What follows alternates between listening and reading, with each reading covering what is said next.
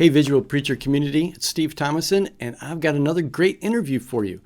I have Stephanie Williams Obrien on the podcast on the other side of the Zoom call with me today. And man, it was a great conversation. So, Stephanie Williams Obrien, Pastor Steph, you can find her at pastorsteph.com. She's one of the co founding pastors of Mill City Church in Northeast Minneapolis. And she and Michael Binder were the co-pastors, co-founding pastors, and they have been working there for 11 years. It's a really cool congregation that has a missional imagination. This idea that they are coming into this neighborhood to be part of this community, to see what God is already doing and finding out how to join God in what God is doing. That's pretty cool. And so they preach inside of a space where they use a public school, an elementary school, a really cool building inside of this big Art Deco auditorium. And that's her preaching context. So we talk all about that stuff. So I hope that you will enjoy this interview. And just as a reminder, the reason I'm doing these interviews is because I'm working on a book project for Fortress Press, part of the Working Preacher book series. And my book is going to be specifically about how to use visuals in preaching. So we're going to learn a lot of really practical advice from Pastor Steph. Let's check it out.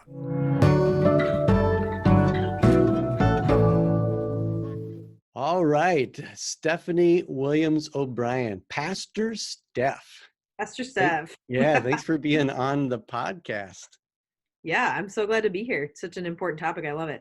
Well, cool. Yeah, so the topic, just as a reminder for you and for people who might be listening, is I'm working on a book project for Fortress Press on the very narrow topic of using visuals in preaching.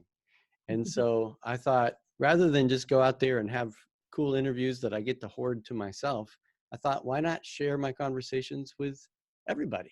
It's such a good idea. I love it. Learning along the way and trying to write the best book that I can for preachers, because I'm a preacher and I love preaching and I love preachers. And you're an amazing preacher. So that's why I'm talking to you.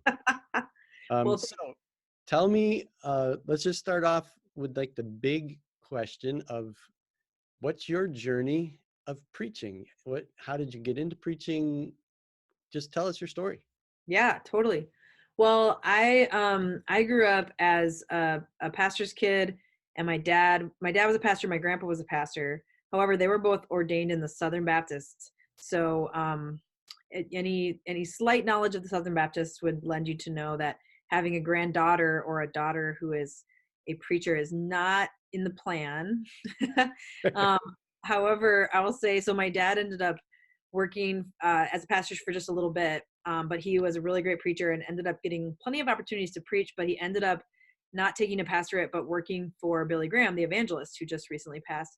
And so so my life growing up was a pastor's kid, but kind of like a missionary kid combined with like a carnival workers kid. So it was kind of a church and carnival, they kind of go in.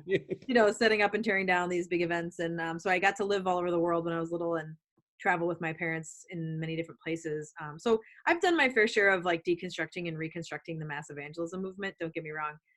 So that's not really the topic of this, but that's kind of my background. And so I did not grow up assuming that women could be pastors or preachers. However, my family ended up in a church that would be egalitarian, for the technical theological term, egalitarian by word, but not by deed. And I think at the time was just lack of effort versus a lack of theological support.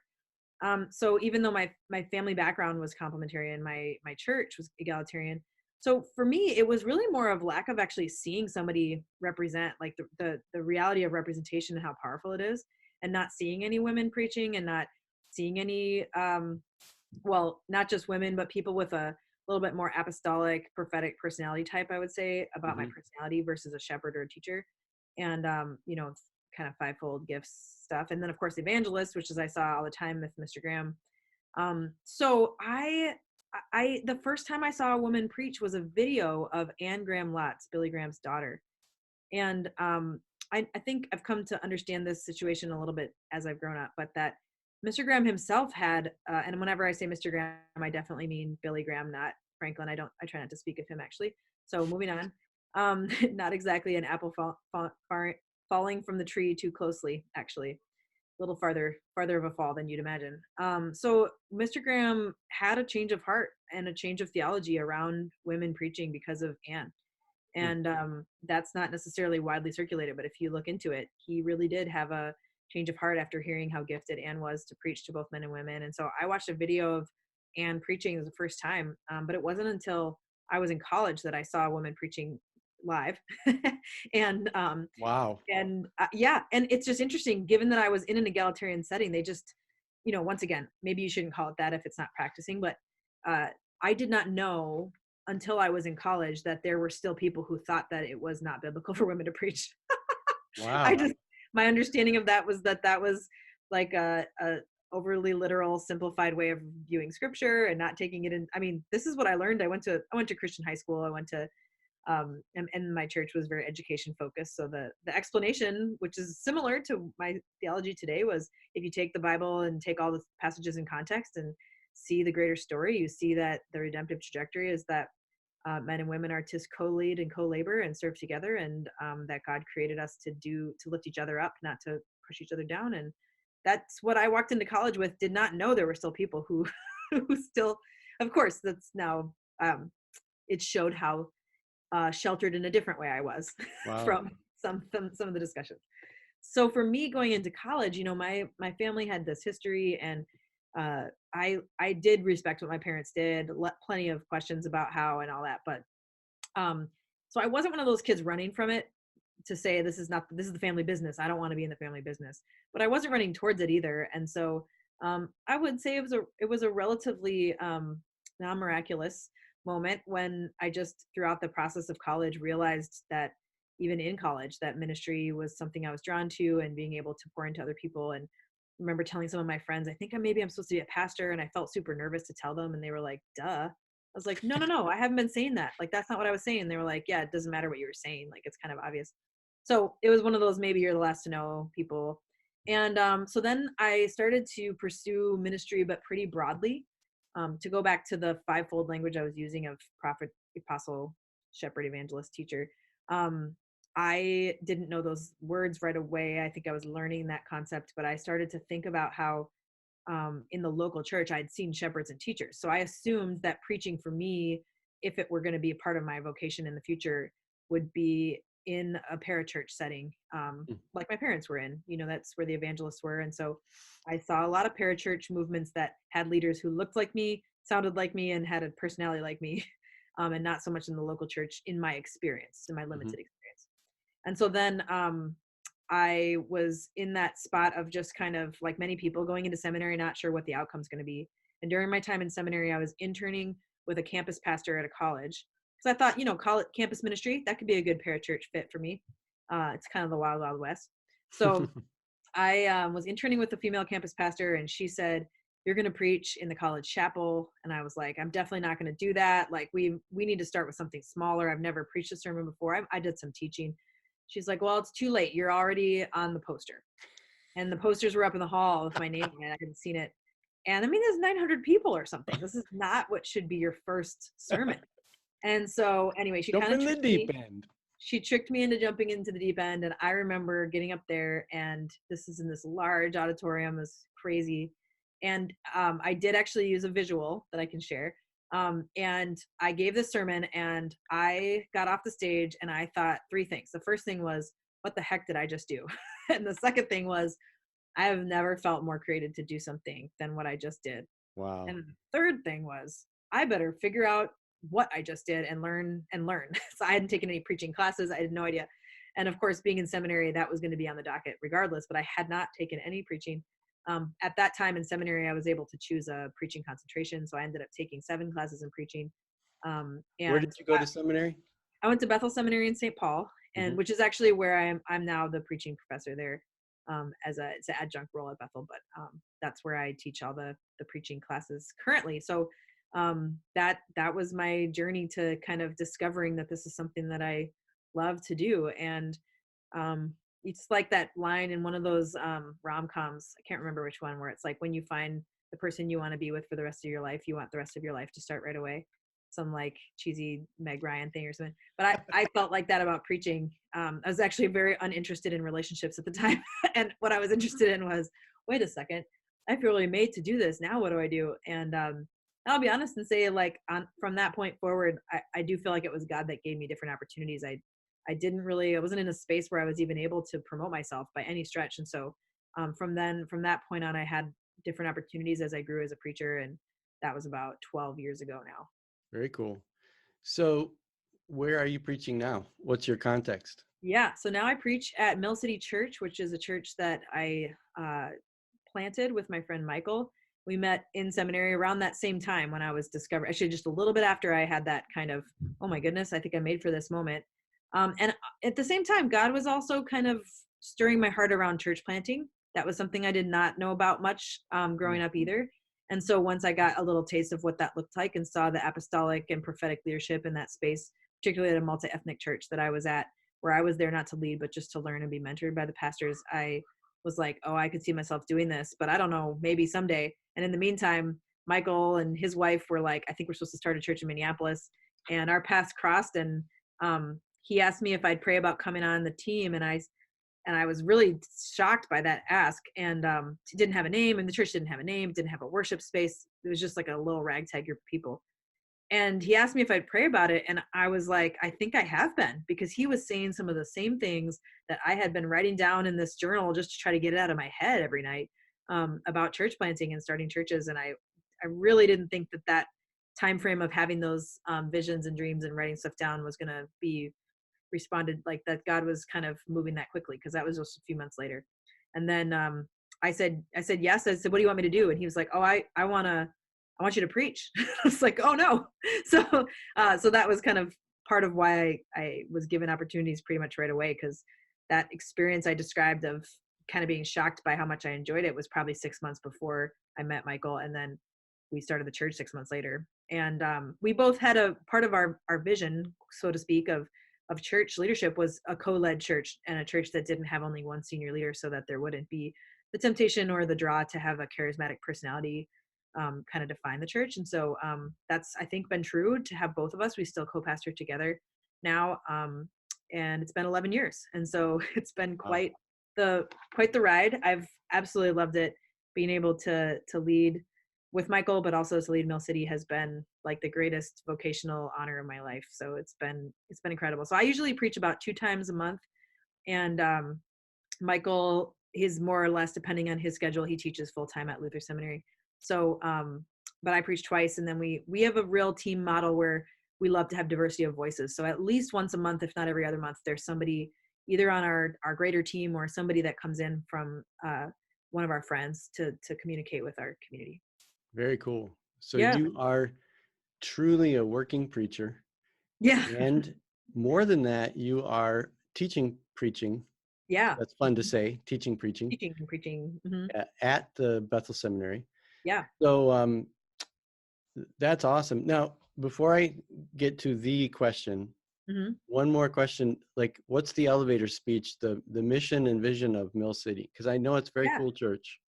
Yeah. Oh yeah. We're really cool. We're in the hipster part of town. No, that's a terrible beginning to the elevator speech. Yeah. No, the elevator speech is a group of people trying to figure out what it looks like to join God's work in this neighborhood, and to be people who so deeply join that work that if we were gone tomorrow, the community would notice for good reasons, and believing that God's already doing something here, and we get a chance to come in and start to notice. And so we've been doing that now for, like I said, 11 years, and we're growing in all areas of diversity, particularly generational diversity, which is very exciting and a direct answer to prayer, knowing that we need people who have successfully raised teenagers to help our friends who are about to start raising teenagers. Mm-hmm. And by successful, I mean they're still alive. Right. So I think that's been a real cool thing to see people of all generations joining in the mission in this way. We focus on how we can take our mission, which we say is to love our community in the name of Jesus. So it's pretty broad, but how we can take that into what I call bite-sized chunks and join in God's work in ways as families, as individuals, in our workplace, our neighborhoods, but then also through a vehicle called Missional Community. So folks in our church that kind of gather together to focus around a specific mission. So for instance, we've got a group that focuses on the arts community here in Northeast and how to love them in the name of Jesus, a group that focuses on how to do child advocacy for kids in the foster care system. We've had various groups that they form as needed and as those people's passions kind of surround that. And it's been really cool to cut people loose and say, basically when they come, say, yes, should you do this? Yes, you should. Here's some ideas how, and then get them going. That's cool. And if people wanted to worship with you, where would they find you? millcitychurch.com. Boom. And then make sure you're at the Minneapolis one. We graciously gave millcitychurch.org to a church in Colorado. Oh, I actually recently ran into a bunch of those people. They were here in Minnesota and they were like, wait a second, did you just say Mill City Church? You're the people who gave us millcitychurch.org. wow. So millcitychurch.com and Mill City Church MPLS on all the social media stuff. And MPLS is just for Minneapolis. And you actually meet in a public elementary school, correct? We do, in this beautiful Art Deco auditorium, to be honest. So sometimes people picture maybe a cafeteria with some chairs, but beautiful auditorium, school. You walk out the front doors and there's the Minneapolis skyline. It's incredible. And we've had a wonderful relationship with the school, a difficult one because they're a very struggling school. And so it's been many different leaders and many different people who have come through, but we really believe God's put us there to join in what he was already doing at that school. And there's a lot of, we always see the deficits, but I think there's a lot of assets to what God's doing there and to these kids. They're wonderful. And so we believe all kids are our kids, and they should have just as much opportunity as kids in the schools that are more successful. And so we really feel like it's an honor to be there. And we plan on being there long term. I mean, I think many churches are like, you haven't arrived until you have your own worship space, but we actually bought on purpose 5 years ago a midweek space that we intend to use instead of having a worship space, I guess.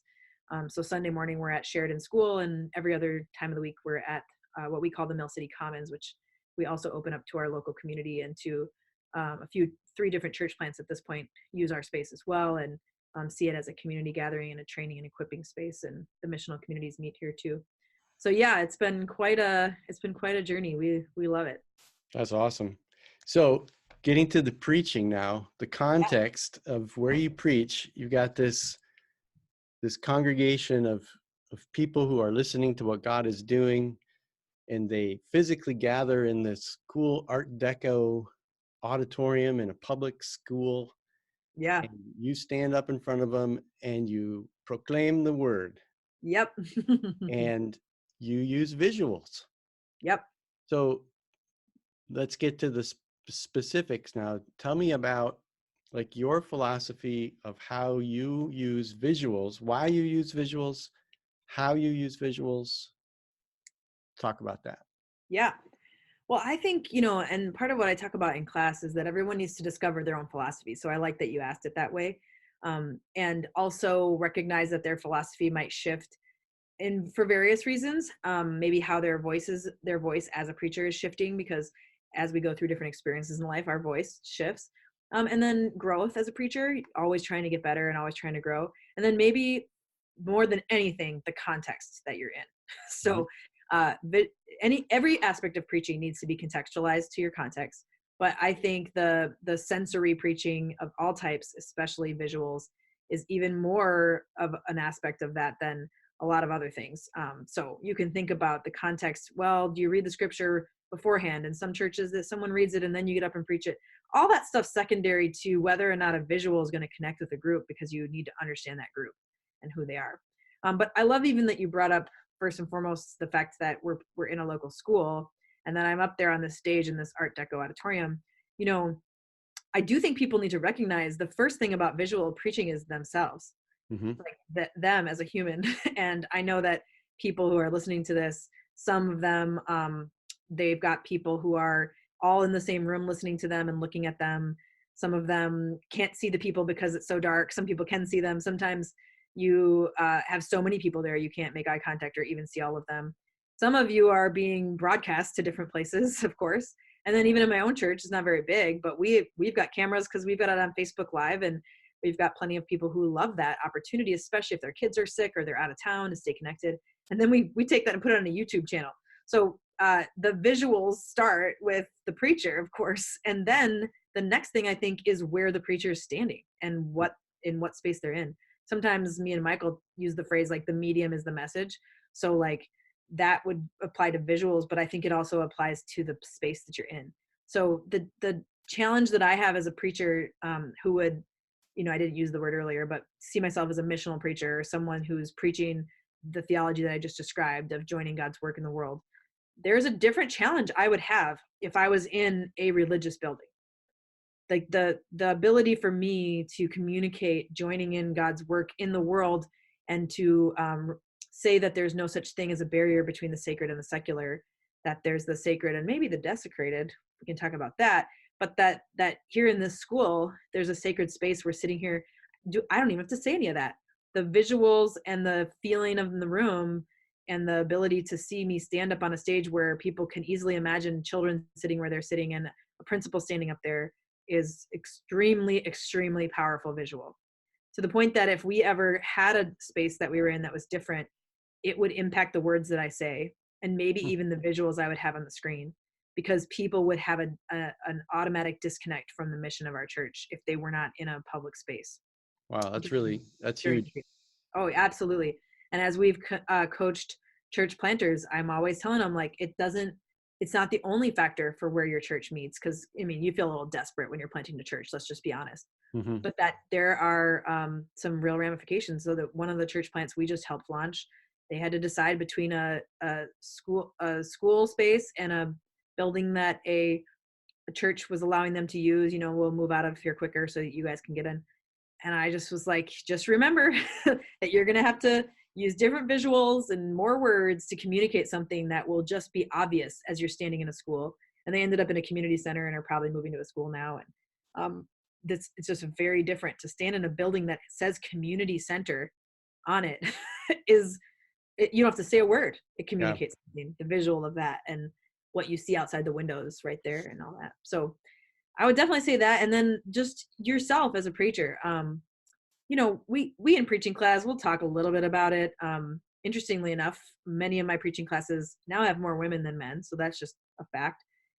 And so talking about what you're wearing, it gets a little weird because it's different for men and women, but some people are wearing vestments and some people are, but I do think to keep in mind that what you are wearing, whether you're needing to wear a uniform, so to speak, or not, does communicate something as well. And so how people see you, if you have a clerical collar on, speaks a different type of authority than if you don't, depending on your context, right? And so it's just even that, just thinking about those things. As a woman, what I think is I don't have any problem with dressing in something that I like to wear, but I don't want it to distract people from what I'm trying to say. That's just my kind of general rule. My own personal philosophy is you can't do much as a female pastor or preacher about the people commenting on your looks. That's just an unfortunate part of being a female pastor, is that people will comment on what you're wearing all the time. And that's most of the time pretty annoying. So if anyone's listening to this, just don't do that. Don't do that to the men either. It's just, it doesn't typically happen to the men. But as a woman then though, I would try to dress in a way that the first thing people think is not, I need to have an opinion about her outfit. Because the visual communicates something, I think. And so in my context, where Northeast Minneapolis is a lot of blue collar folks, a lot of people who had a historical background of maybe Lutheran or Catholic. And then our congregation, the widest spectrum of denomination, I think spiritual diversity of spiritual background is probably one of the widest types of diversity in my church. Everything from people who did not grow up as people of faith or were a part of a different religion, but certainly different backgrounds as far as spiritual expression of denomination and whatnot. And so I'm always trying to hit like a middle of the road. Like I don't want to look too casual because, there's a way in which you don't want people to feel like you got to dress up to be here. But if I look too casual, then the visual of that is, oh, this isn't a way for me to really connect with God, because I'm going from somebody in a vestment all the way to this gal up here in ripped jeans. Like this is a little bit. So I'm always thinking about that stuff and how that does impact the message that I'm communicating. I never wear graphic tees, because then the whole time they're sitting there going like, what does that shirt say? just don't do that. Like there's just little things, and it's all the visuals, like people's visual, if they're more curious about what they're seeing, they can't hear you. Hmm. And so I do think that that's part of it, just the limiting the distraction. But then for me, it absolutely does get to how can I make the scripture come alive through what people can see. I have never done anything with a smell, but I've described smells before. And sometimes even a little bit with what you can hear. I can give an example of that in a minute. But I feel like for me, I want to make sure that the thing that people remember is not only what they saw. So the visual can't be distracting actually from the point. Well, what did Pastor Steph talk about? I don't know, but she had this big stuffed, thing on the stage. It's like, no. It's gotta be tight enough with what I'm talking about that it doesn't distract. Hmm. And so thinking about how it can be something that really resonates is super important. I sometimes our congregation in that space, I mean, there's usually about 250 people there or less. And so it's not that big. So the idea that, and there is no opportunity for people to see a close up from the camera. So I'm thinking I need to make sure that whatever people can see, I can either describe it or it's big enough for them to see it from where they're sitting. And then of course there's the option of putting a visual up on the screen. And I lean a little bit more towards having physical items. And I often like to put them on the stage at the beginning and let people wonder what they're going to be the whole time. When I teach preaching, I talk a ton about how good preachers need to build tension up front that keeps people, answers the question, why should I listen to you for these next 20 to whatever minutes? And then keep that going. Well, having like a bag just sitting there or, a box or an object is definitely going to hold tension because it's like, when is she going to talk about that? So that's definitely been an aspect of things for me. And I found that it can be relatively simple where you can just hold something. So here's an example. I was talking about all the junk mail that we get. And I used that as my introduction. And I said, how many of you like prefer email, snail mail, text message, if you had to get rid of one of them? So we just had this kind of back and forth dialogue. And then I said, well, I know everybody loves the idea of like snail mail. It feels a little bit more like romantic now that you might get an actual letter in the mail. So, but look at all this junk mail I got. And I had this bag sitting there and I dumped the bag out at my feet. And it was every piece of mail that I got that week. And I said, this is all the junk mail that I got this week. And what happened was that there was a friend who invited me to her wedding. And a few weeks ago, it got piled in some of my other junk mail. And what happened was I didn't RSVP. And so she was reaching out to me saying like, hey, sorry, awkward. Did you get the invitation to my wedding? Well, I hadn't gotten it because it had been piled up in the junk mail. And I ended up going back and finding it. And and I said, oh, I RSVP'd last night. Everybody don't be upset. In fact, that woman was in the room. And then I just said, and so this is like our life. If we believe that God is extending invitations to us all the time, every single day, that God wants us to join in, but there's so much junk mail and we can't get through it. And how many times has God tried to get my attention around something and send me this beautiful invitation, calligraphy, and it's ended up in the pile of junk mail that of the content and the things that come through my brain every single day. And then I left the mail sitting under my feet the whole time. And I just walked on it while I was preaching the rest of the message. And then at the end, of course, tied that back in and used that visual illustration verbally throughout the whole time. While I never picked up the mail again or touched the mail again, I just talked about whether or not we were receiving and opening and responding to the invitations that God invites us into in our lives. And of course, Very as soon as I finished that intro, I jumped right into the text. So that was an aspect and an example of how I would just use an object like that. Nothing special. I mean, I literally just told my husband, we can't throw any of our junk mail away this week. He's like, all right, whatever. And then I just put it in a cub bag and dumped it all out on the stage. So that would be an example. Yeah. I mean, I could give examples for days, but that would kind of answer the question that I tend to lean more towards physical things when I'm using an object lesson, and I use the screen more for when I'm trying to explain something. So if I'm trying to unpack explain, that. yeah. So if I'm trying to use the mail as a illustration, is the right word, I suppose. Then I would use that illustration more. I'm more common. My brain goes to trying to find something physical. And then when I'm trying to explain like something like we did a fun series this last summer called The Books You Don't Read. In my context, we do series instead of following the lectionary. So we did it all on the minor prophets. So yay, this summer, minor prophets. It was actually really fun. And fun's not quite the right word. It was intense in a good way. Yeah. And But they appropriate for your context. totally, yeah, they loved it. It was great. I mean, it was so important. It hit right on some of the things that they're facing around justice and Yeah. what do we do about these things. And so we did that. We did that, and I recognized we've got people in the room. I mean, unfortunately or fortunately, I've got people with PhDs in the room, and then we've got folks who literally have not read the Bible on their own, and maybe don't even intend to be completely honest. And how do you explain where the minor prophets are? So of course, timelines. I've got that up on the screen. Like, hey, look, 5 acts of the Bible. Here's where, in the middle of this part and Exodus, you just drive it. And we did the same description with the same visual of the timeline of the history of Israel for all 6 of those sermons. And so that people who nobody needed to feel dumb, like they didn't know, let's just put that up there. And in that series, we ended up using some cool visuals that we had not used before, but we did now, which are some videos from the Bible Project, Hmm. who are very open about all their stuff being used. In fact, if you go on their website, they will show you where you can get their download high res of their logo, because they would love for you to share their stuff. Just use their logo. I So use we their showed, stuff all the time. oh, it's incredible, isn't it? So we had not done that. We had referred people to them before, but never used it in a sermon. But that was a great summary of those books, and we handed out the coloring pages of each of those. They've got a large kind of legal sized coloring sheet that you can print out for people to color in the story of each book of the Bible. I mean, it's incredible. Yeah. And so we about once a month, we have our elementary kids in the service. We always have our junior high and up. And so we had the coloring sheet for everybody, including the kids that week. And so, just kind of saying, hey, there's the visual on the screen is primarily to help you not feel like you're an outsider, to help you understand Mm. what's going on.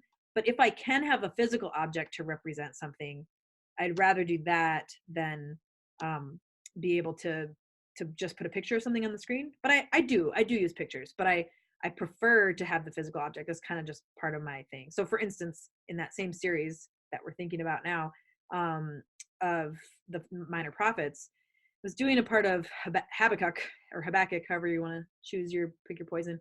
But it reminded me, this part of the earth being like covered by God's presence. It talks about that in Habakkuk, and it reminded me of the Williams Sonoma paint. I think it's Williams paint. Is it that one, or which one is it? Where there's paint is being poured over the Oh, world. Sherman Williams. Sherman Williams, and it says, yeah, Williams Sonoma is the company from like kitchen items. And so yeah, and they're dumping, it's like covering the earth with red paint.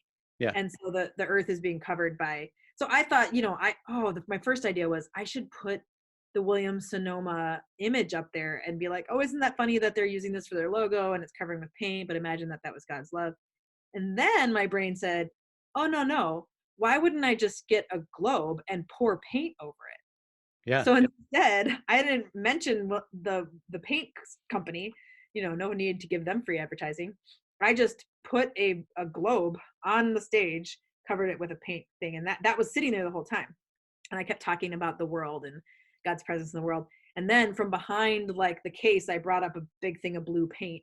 And that was on one of the Sundays when there were some kids in the service, and I actually had one of the kids come up, and she was standing there with me, and I was like having her stand on the outside to see if I covered the whole thing. And as I did that, describing like, what would it be like if God's love completely covered the world, and how that's going to happen. We're not there yet. But at first I started dripping little drips. And I said, that's what, like, the foretaste of the kingdom of God. There's little drips that remind us that God is coming and present and working and restoring things.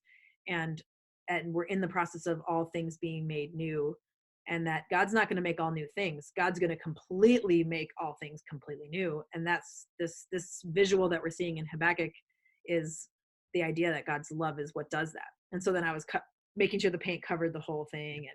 And later people were like, that's like the Sherwin Williams. I'm like, I know. But I mean, every eye was on me the whole time, like watching Yeah. that whole thing go down. And That's so cool.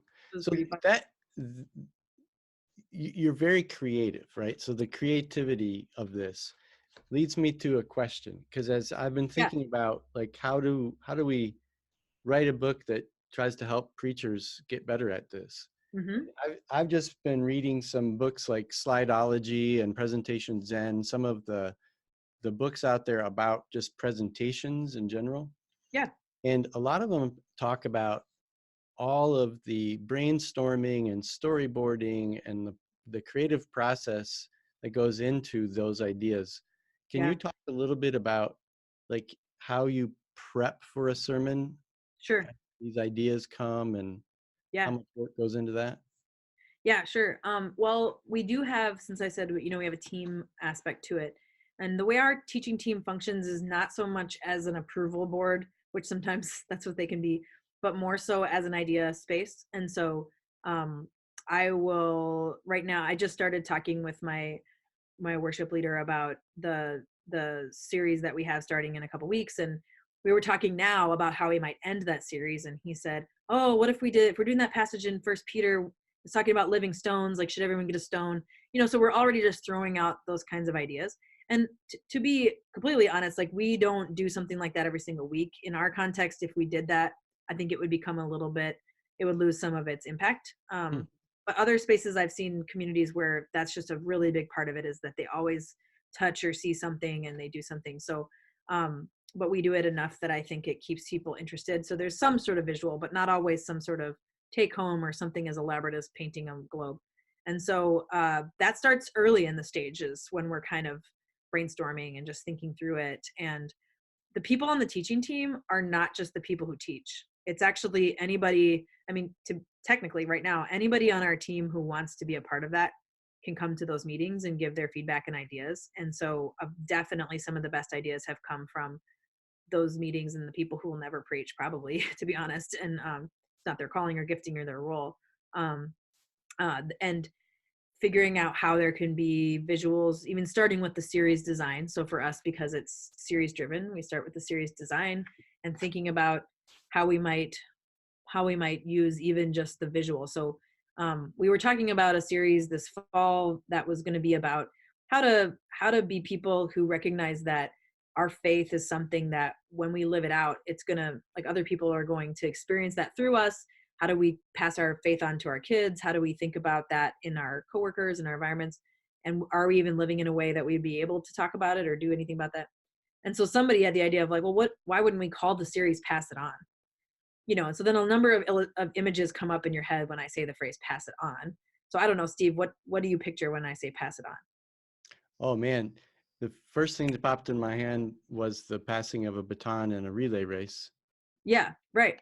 And or pass it on is kind of like the mantle of the king giving the Yeah. torch to the next Passing the generation, torch. stuff like that. Yeah. Yeah. And then I sometimes think of like pass it, like, psst, here's a note, pass it on. Oh yeah, So right. we talked about all that kind of stuff, but in the end we did do a relay race and a baton. And then it got a little complicated because we were like, all the pictures that our graphic designer could find were just two hands holding them, and are they both white hands, and like, are they different? We want to make sure that we're representing all of the different ethnic backgrounds in our church. And then in the end it was like, actually the best picture was just a baton sitting on the ground on a track. Huh. And I think even that just kind of gave, like, are you going to pick it up and pass it on? Like, it put that tension out there. Like the action was taken out of the image. So the question is actually left to the person who's watching it. And so that was just put out there from the beginning. And that same image is there every single week. And some of the sermons out of those 4 sermons, I think, referred to that and others didn't, but the visual was up. That visual that and the phrase pass it on was up behind the preacher whenever the passage wasn't, or whenever some other visual was not. And so that was a way of bringing it to that. So that went all the way back to just the group of people who were brainstorming what that series would be called. Yeah. So it's relatively rare that happens in isolation. I find some of the more creative people in my life to do some of those brainstorming with. And I've heard the phrase, I forget what book it was. I bet it was in a book that you're reading, image storming, Hmm. where it might have been from one of those books, but anyway, just where you read a passage and you do your research, and then you just try to write down every single image that you could think of coming from what you just read. And certainly some passages are going to be way more vibrant and vivid than others. And other times, you're going to go, well, there's only a couple here. But it's similar to brainstorming. You're not going to use all those ideas. But the best one might be in there. And so image storming is kind of a different way to get that creativity going. And if you're not somebody who you feel like your core gifting is creative, then maybe bringing some other people into the image storming. That's pretty different than having them, quote, help you with your sermon. You're saying, hey, when you hear this, what do you think of? And then just writing everything down and getting a picture out there. And then some of it, I think, really does come from the research of scripture. So for instance, I recently did a sermon on Nicodemus, the story in John 3. And I was doing the research, and what I realized well, they always talk about how Nicodemus went to see Jesus at night. Okay. So that's fine. He didn't want to see Jesus in the daytime because maybe he'd be embarrassed to be seen with him, or he was trying to be sleuth. But what I read about was how this festival that they were all in Jerusalem for was at a certain time of year. And so it would actually be cold at night in Jerusalem. And these folks were most likely meeting outside in some sort of public square on top of someone's roof. It's not that as though there was, pubs or something in early first century Jerusalem. And so I started thinking about that, and I was like, oh man. And I think what I read is that it would not be uncommon for someone to have like a little fire pit on the top of their house, which of course doesn't make any sense to people living in Minnesota that they'd have a fire pit on their house. And so I started to think about that, and I thought, oh my gosh, they're probably sitting around a fire. Jesus is probably standing around a fire, and Nicodemus is coming up, and many scholars believe that conversation went on a lot longer than what we have written. And so there's no way that they were just standing in the cold. They must have been near one of the fires. So then when I was preaching it, I said, I want you to imagine the scene with me. We don't know for sure, but we know that they were having this conversation at night, probably outside. So it wouldn't be that weird to imagine that they are standing around a campfire. And so one of the places I gave this sermon, they were able to use the lights to turn it to kind of orange. And then I said, so you can imagine that they're standing around this fire, and you can smell the campfire, and you can hear the crackling of the flames. And then they turn to like a little sound effect of crackling fire. And I'm like, just imagine that you're there, and Jesus standing there, and Nicodemus comes up. You can hear the murmur of other people's voices. And then this is the encounter that they have. And so then you have this visual experience. And then in the sermon, I went on to say how, an application we could take from the sermon is how maybe we do need to go find Jesus at night and bring our questions. And sometimes nighttime gives us a little opportunity to let our guard down. And maybe it's not just shameful or because he was trying to be secretive. And maybe it is, but maybe you do need to be a little bit secretive and to get away and find some time with Jesus and be like, I got some questions, and these do not have good answers. And that's, I think, what Nicodemus was doing. And I said, maybe cool. Yeah, it was awesome. And this creative team from this church helped me come up with it. And I said, so then I said, what if you were to get away in the night? Maybe you need some candlelight, maybe a fire. And so then at the end, this was a great idea one of these guys from the creative team had, was at the end, everybody could come up, and during the final worship set, they could take a lunch bag, just a brown lunch bag, and they would write with a Sharpie one question they have for God on the Sharpie. And then they had these little electrical like tea lights, because of course you can't set things on fire. And they were invited, if they wanted to turn the little candle on, place it into the bag, and then set the bag on the stairs of the stage as a way of symbolizing inviting Jesus into your questions. And so I used the idea of light. And then if you look in the passage, Jesus talks about the darkness and the light. And, it's amazing. It's all right in the passage, like the image is right there. So it was a combination of the research and then literally what Jesus is saying that sparked that idea, no pun intended, to be able to give people a way to respond. And man, looking at all of those bags glowing with questions for God was pretty powerful. And what they need to do is to buy your new book called Curious.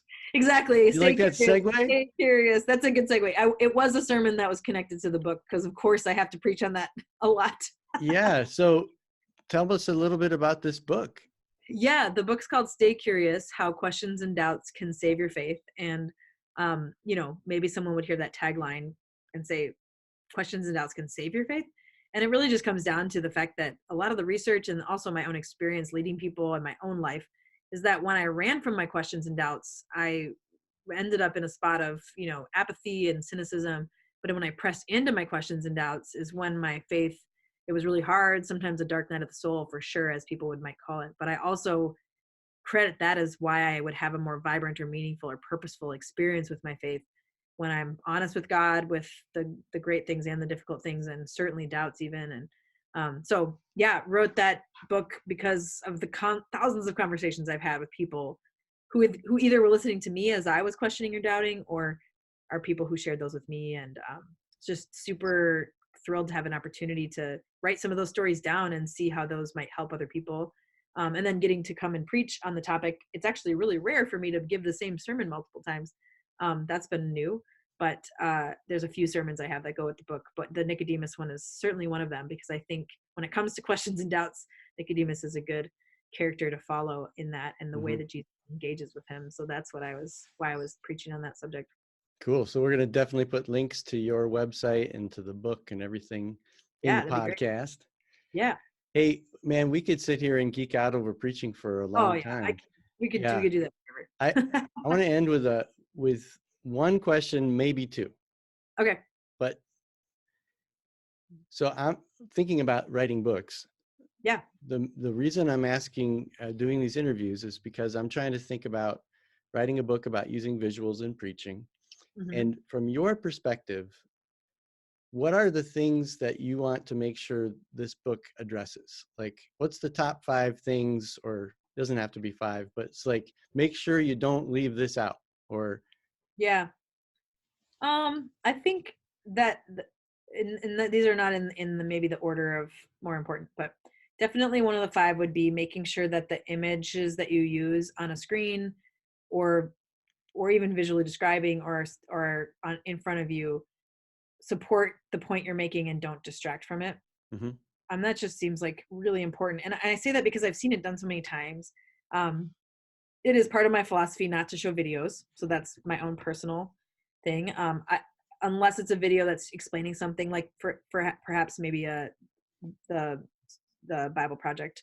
But showing a video of a pop culture, I just don't do it. It's just not me. It's not my style. And I also feel that how wide people's understanding is of those topics at this point, like the way you would need to describe it to make sure everybody feels that they are on the same page, and rating levels, I just don't do it. I just don't. I just think that that's not me. So I would not necessarily tell people not to do that, but I would just want to say, make sure that everything from your technical difficulties to your setup of that video does not distract from what you're trying to say.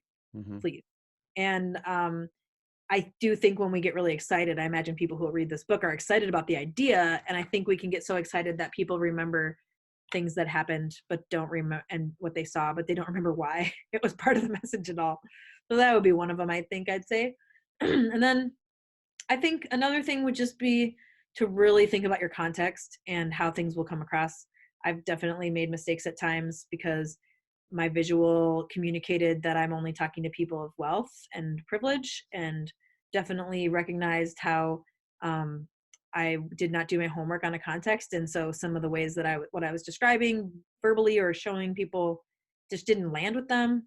So just really thinking about the context and what they might experience, how people are coming into that, asking good questions, especially if it's not your own context you're preaching in, which plenty of people end up in different spaces, and I think just really listening to people in your congregation, especially, because they will give it to you. They'll give you the visuals at times.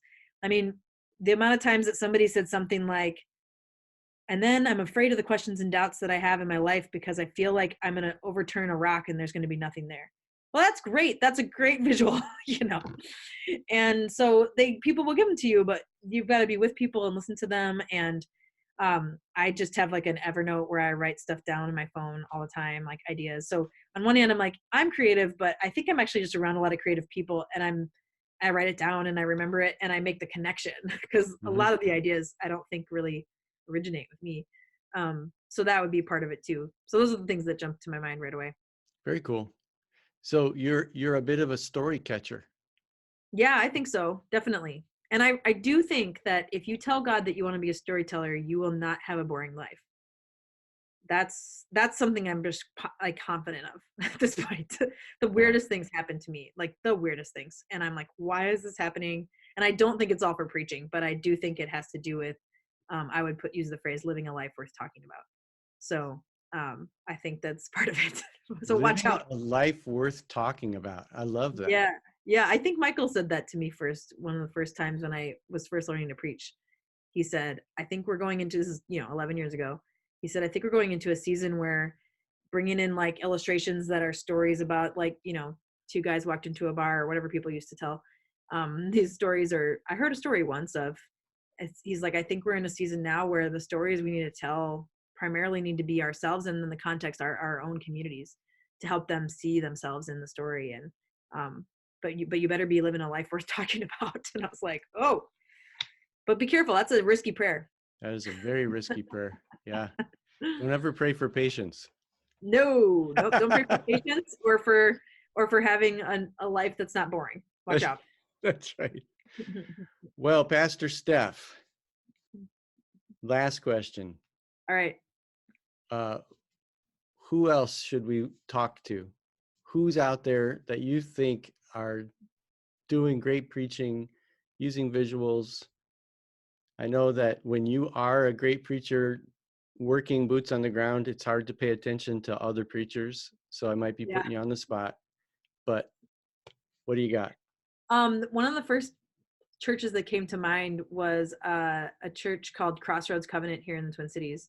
Hmm. And they do a lot of cool stuff with making their own videos. And to be honest, like they're not highly produced. So if you watch some of their stuff, it's kind of like fun, like man on the street stuff. I just Hmm. think they do it really well in a way that's not super cheesy. So those guys came to mind. And then Upper Room Community, which is a church that is not affiliated with a denomination at this point, but is also a church here in the Twin Cities.